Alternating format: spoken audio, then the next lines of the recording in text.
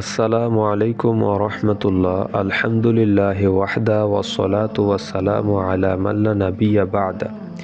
মানুষের জীবনের সবচেয়ে মূল্যবান সম্পদ হলো তার হৃদয়। এই হৃদয় বা কলব আমাদের পার্থিব জগতের কৃতকর্মগুলো বয়ে পরকাল পর্যন্ত নিয়ে যাবে। পবিত্র কোরআনে প্রায় 121 বারের অধিক কলব বা কলব শব্দটি ব্যবহৃত হয়েছে। আত্মশুদ্ধি ও আধ্যাত্মিক জগতে পাড়ি দিতে হলে এই কলব পরিশুদ্ধ করা ছাড়া অন্য কোনো উপায় নেই।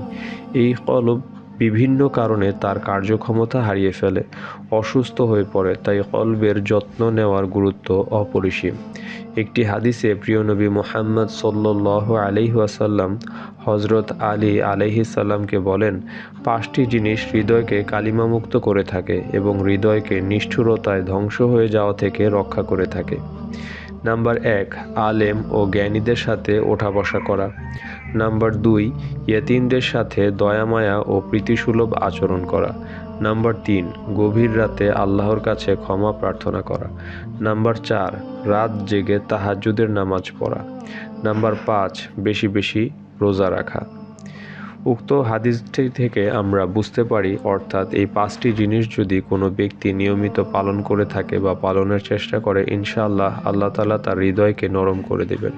সুপ্রিয় বন্ধুরা, ইসলামের কথা প্রচার করা এক ধরনের সদকায়ে জারিয়া, তাই বলবো উক্ত ভিডিওটি আপনারা শেয়ার করে দেন।